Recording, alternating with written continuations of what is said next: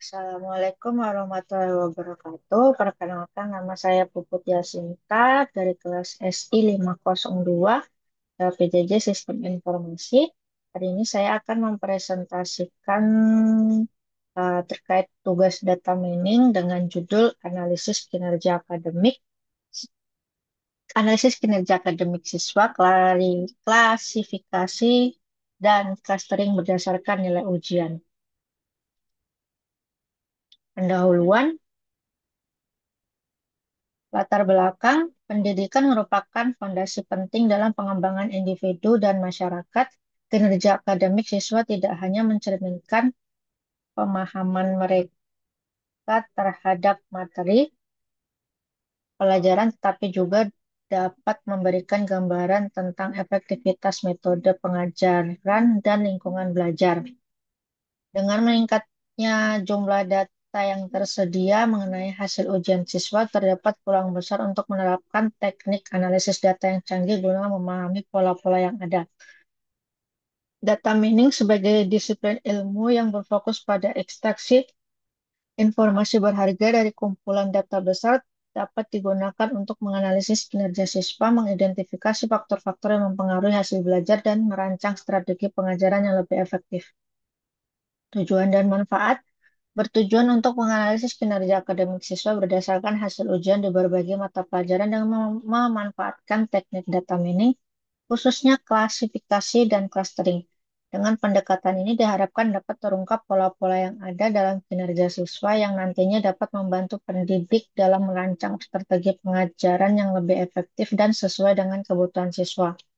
Selain itu, penelitian ini juga bertujuan untuk memberikan wawasan yang lebih dalam mengenai faktor-faktor yang mempengaruhi hasil belajar siswa, sehingga dapat meningkatkan kualitas pendidikan secara keseluruhan. Permasalahan yang ditemukan dalam analisis kinerja akademik siswa terdapat beberapa permasalahan yang sering kali muncul dan mempengaruhi hasil belajar. Salah satu masalah utama adalah kurangnya pemahaman siswa terhadap materi pelajaran. Banyak siswa yang mengalami kesulitan untuk memahami konsep-konsep dasar yang berdampak pada nilai ujian mereka. Hal ini sering disebabkan oleh metode pengajaran yang tidak sesuai dengan belajar siswa, sehingga mereka tidak dapat menyerap informasi dengan baik. Ketidakmampuan ini juga dapat mengakibatkan rendahnya motivasi belajar dan kepercayaan diri siswa yang pada gilirannya mempengaruhi kinerja akademik secara keseluruhan. Metodologi. Metode penelitian ini menggunakan pendekatan kuantitatif dengan teknik data mining untuk menganalisis hasil ujian siswa di 6 mata pelajaran. Data yang digunakan diambil dari hasil ujian yang telah dikumpulkan dan kemudian dibersihkan untuk menghilangkan data yang tidak konsisten. Selanjutnya, analisis dilakukan dengan menerapkan teknik klasifikasi untuk mengidentifikasi faktor-faktor yang mempengaruhi kelulusan siswa, serta teknik clustering untuk mengelompokkan siswa berdasarkan pola kinerja mereka. Hasil analisis ini diharapkan dapat memberikan wawasan yang berguna bagi pendidik dalam meningkatkan proses pembelajaran. Hasil dan pembahasan, klasifikasi, decision tree. Proses klasifikasi dalam data mining dimulai dengan membaca data dari file CSV yang kemudian dibagi menjadi dua bagian. Data pelatihan dan data pengujian. Data pelatihan digunakan untuk melatih model klasifikasi, sementara data pengujian digunakan untuk mengevaluasi kinerja model tersebut. Klasifikasi decision tree, hasil dan analisis data mining menggunakan metode klasifikasi decision tree menunjukkan bahwa model ini berhasil mencapai akurasi sebesar 84% dalam memprediksi hasil ujian siswa dengan menggunakan dataset yang berisi nilai dari berbagai mata pelajaran. Model mampu mengidentifikasi pola-pola yang signifikan dalam kinerja akademik siswa. Klasifikasi random forest. Proses klasifikasi dalam data mining dimulai dengan membaca data file CSV yang kemudian dibagi menjadi dua bagian, data pelatihan dan data pengujian. Data pelatihan digunakan untuk melatih model klasifikasi, sementara data pengujian digunakan untuk mengevaluasi kinerja model tersebut.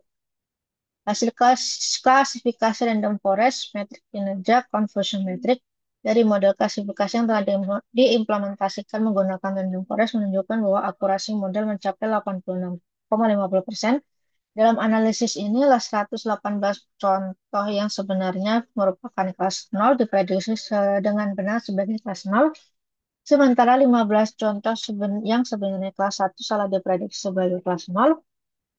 Sebaliknya, terdapat 12 contoh yang sebenarnya kelas 0 salah diprediksi sebagai kelas 1, 55 contoh yang benar-benar diprediksi kelas 1 diprediksi dengan tepat.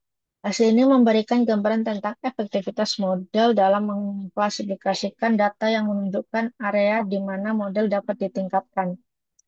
Klasifikasi KNN, proses klarifikasi dalam data mining dimulai dengan membaca data dari file CSV yang kemudian dibagi menjadi dua bagian, data pelatihan dan data pengujian. Data pelatihan digunakan untuk melatih model klasifikasi, sementara data pengujian digunakan untuk mengevaluasi kinerja model tersebut. Hasil klasifikasi KNN, hasil klasifikasi menggunakan metode KNN, K-nearest neighbors, menunjukkan bahwa model ini mencapai akurasi sebesar 79,50%.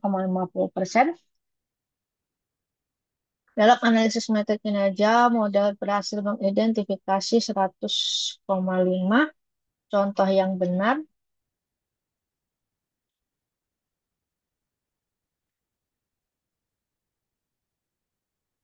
sebagai kelas 0.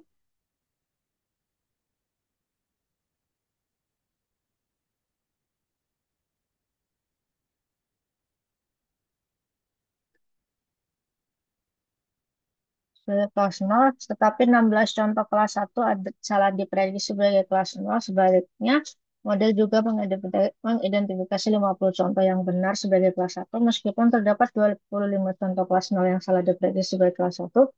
Precision untuk kelas 0 adalah 86,78%, sedangkan untuk kelas 1 adalah 68,35%. Menunjukkan bahwa model memiliki kinerja yang lebih baik dalam memprediksi kelas 0 dibanding kelas 1.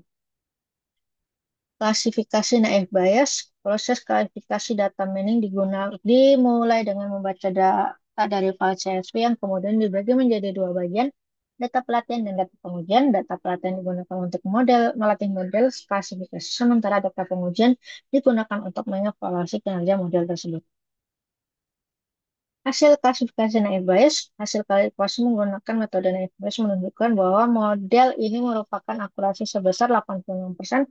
Dalam analisis matriks kinerja, model berhasil mengidentifikasi 115 contoh yang benar sebagai kelas 0, dengan 13 contoh kelas 1 yang salah diprediksi sebagai kelas 0. Sebaliknya, model juga mengidentifikasi 50 contoh yang benar sebagai kelas 1, tetapi terdapat 15 contoh kelas 0 yang salah diprediksi sebagai kelas 1. Precision untuk kelas 0 adalah 89,84%, yang menunjukkan seberapa banyak prediksi positif yang benar dari total prediksi positif. Sementara precision untuk kelas 1 adalah 79,17%. Hasil ini menunjukkan bahwa model naif Bayes cukup efektif untuk memprediksi hasil ujian siswa.